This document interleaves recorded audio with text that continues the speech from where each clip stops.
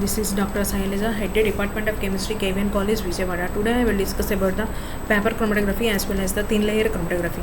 Paper chromatography was first introduced by Christian Friedrich Robin. This is the most simply widely used technique to separate the mixture of components to individual components. It is mainly used to separate the bioorganic compounds like amino acids, carbohydrates, sugars, and triglycerides. It is applicability towards to the isolation and identification, quantification, determination of the organic as well as the inorganic compounds. It is used to analyze the unknown substances by using the simple paper or a thin layer. Types of paper chromatography. Paper chromatography is again divided into two types. One is the adsorption chromatography and another one is the partition paper chromatography. In adsorption paper chromatography, paper is coated with the alumina, silica acts as the stationary phase and solvent acts as a mobile phase. In partition paper chromatography, moisture or water which is present in the cellulose that acts as a stationary phase and any other mobile phase acts as a mobile phase. The main principle which is involved in the paper chromatography, mainly it moves towards to the capillary action. The liquid is able to move up the filter paper because its attraction to itself is stronger than that of the force of the gravity. The main principle of separation is based on the partition rather than the adsorption.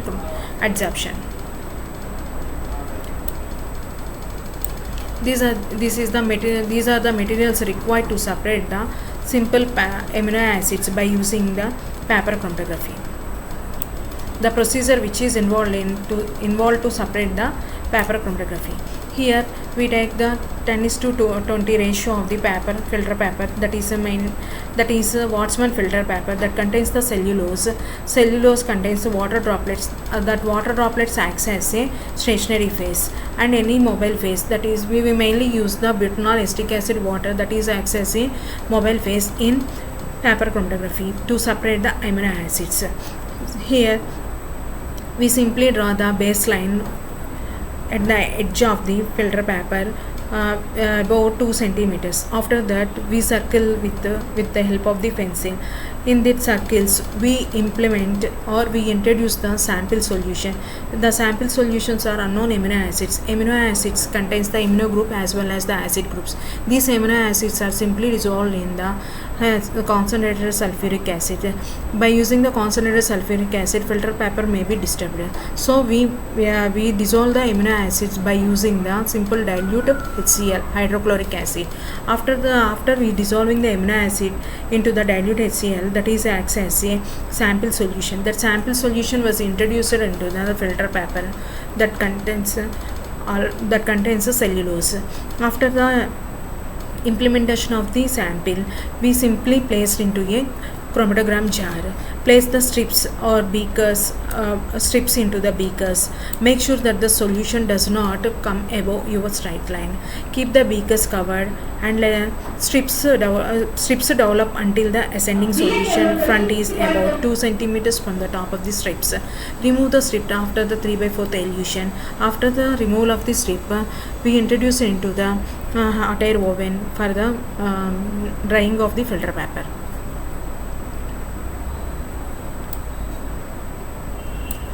These are the mainly used visualizing agents to visualizing the colorless compounds. Mainly colorless compounds, we use the UV cabinet 256 nanometers to 366 nanometers. Most of the organic compounds can be identified by the visualizing agent, that is the iodine vapors. Amino acids, primary and secondary amines can be separated or can be visualized by anhydride reagents. Amino acids can be visualized as a purple colored complex with an anhydride reagent, and the amino acids that contains NH group that gives the yellow color complex with the anhydride reagents. Organoids can be visualized as a orange or orange red color by reading with the drag and drop reagent.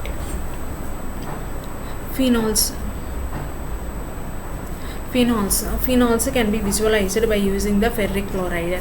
Aldehydes and ketones. Carbonyl compounds can be visualized as a orange or yellow color spots by treating with the visualizing agent 2,4-dinitrophenyl hydrochloric acid, which is dissolved in methanol or sulfuric acid.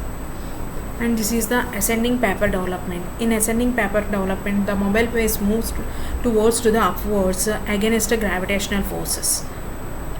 This is the descending paper chromatography. In this descending paper chromatography, the mobile phase moves towards to the gravitational force by capillary action.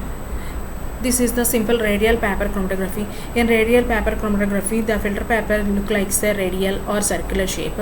In circular shape filter paper, we interact with the mobile phase and stationary phase with the simple wick. And this is the two-dimensional paper chromatography. In two-dimensional paper chromatography, simple one-dimensional paper chromatography, we develop the ascending development. After that, we rotate the filter paper to up to 90 degrees. Again, it is developed towards to the another mobile phase. This is the simplest chromatogram calculations. We calculate the RF values, RF retardation factor values. Retardation factor values is equal to distance travelled by the solute by distance travelled by the solvent. This is the sample spot and this is the solvent front, that is nothing but the mobile phase, and this is the solute which can be separated. We noted the RF values of different individual compounds, RF1, RF2, RF3. RF is equal to distance travelled by solute. Distance travelled by solute. The distance from the baseline towards to the solute observed, solute particle observed, and the distance travelled by the solvent, that is nothing but the baseline towards to the solvent front. Applications of the paper chromatography. This paper chromatography method is mainly used to identify the components, mixture of components to individual components. Identification of drugs and impurities also can be separated by using the paper chromatography. In forensic studies, it is mainly used to separate the DNA, RNA of the suspected. Analytical chemistry agents, separated color compounds, pigments, flavonoids, turbinoids, alkaloids can also be separated by using the simple paper chromatography. Unknown organic and inorganic compounds also separated by using the simple paper chromatography. It is mainly used to separate the biomolecules. We know that the amino acids, sugars, triglycerides, cholesterols can be separated by simple paper chromatography. It is an inexpensive and rapid method to separate the mixture of components to individual components.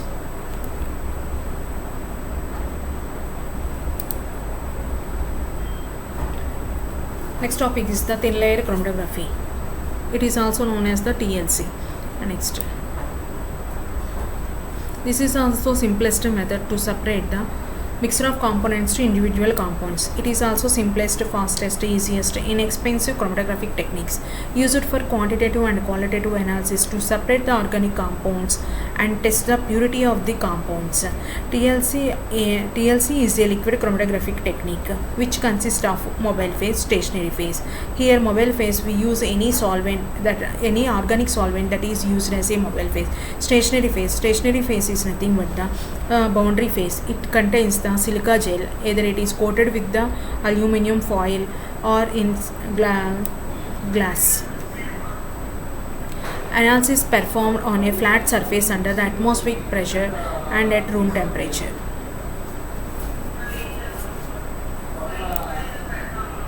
When is TLC is used?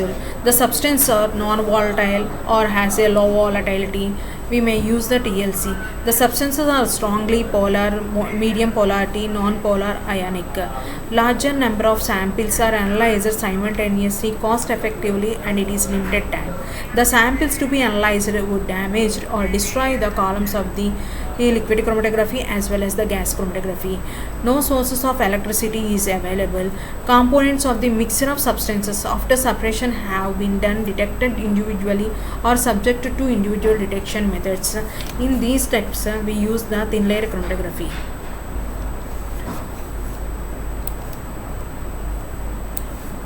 Where are TLC used? Pharmaceutical and drugs.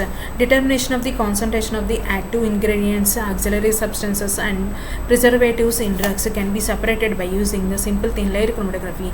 In clinical chemistry and forensic chemistry and biochemistry, active substances and their metabolites in biological metrics, diagnostics, metabolic disorders can be isolated by using the thin layer chromatography. In cosmetology also we use the thin layer chromatography to separate the mixture of compounds to individual compounds or any impurities which are present in the that cosmetics. And food analysis, pesticides and fungicides in drinking water, residues in vegetables, salads and meat also can be identified by using the simple thin layer chromatography. Environmental analysis, in environmental analysis the pollutants which are present in the environment, soil, water, either atmosphere can be separated by using the thin layer chromatography. Inorganic ions, any inorganic ions or carcinogenic ions can be separated by using the simple thin layer chromatography. The main principle which is involved in thin layer chromatography. The separation is based on the principle of partition or adsorption chromatography or combination of both depending on adsorbent. It is treated as a solvent. Compounds having more affinity towards to the stationary phase move slowly, and components having more affinity towards to the mobile phase moves faster. This is based on the adsorption. The components which are adsorbed on the stationary phase, nothing but the silica gel, that moves slowly towards to the mobile phase. The components which are more loosely attached with the stationary phase, that moves fast towards to the mobile phase.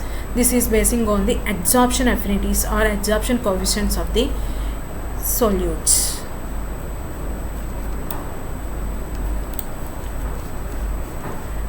These are the mixture of components. Here we use the stationary phase, nothing but the silica gel which is coated on the aluminum foil that acts as a stationary phase, and any solvent that is used as a mobile phase. Any solvent is nothing but the organic solvents mainly used as a mobile phase. Here mixture of components, here we differentiated into the yellow color, orange and blue, black color. They can be separated into individual components basing on the adsorption coefficients. Blue color adsorption coefficient or adsorption binding capacities are more with the stationary phase, so they can be separated slowly, and yellow color components having high adsorption capacities with the mobile phase, so they move towards to the mobile phase fastly.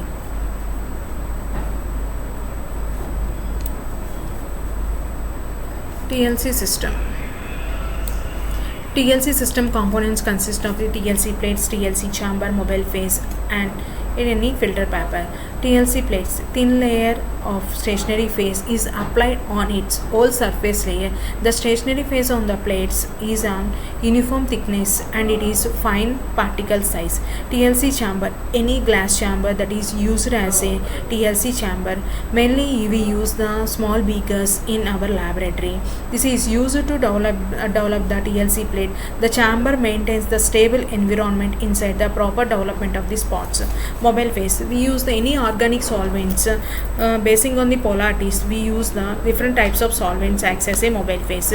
This comprises of solvent or solvent mixture. The solvents recommended are chemically inert with the sample as well as the stationary phase. Filter paper, this is moistened in the mobile phase to be placed inside the chamber. This helps to develop the uniform rinse in mobile phase over the length of the stationary phase. Stationary phase of the TLC. As stated, the TLC plate, also known as the chromatoplates, can be prepared in the lab but are most commonly purchased, which may be coated with the silica gel, a thin layer coated with on aluminum foil. Silica gel or any alumina are among the most commonly used stationary phase.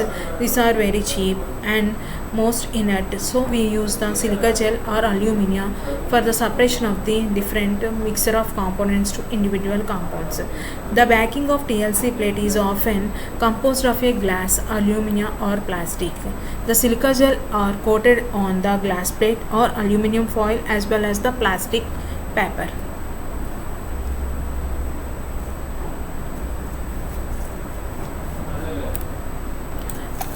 These are the common stationary phases and their applications. Silica gel. The chromatographic mechanism is the adsorption, and it is mainly used to separate the steroids, amino acids, alcohols, hydrocarbons, lipids, aflatoxins, bile acids, vitamins, and alkaloids.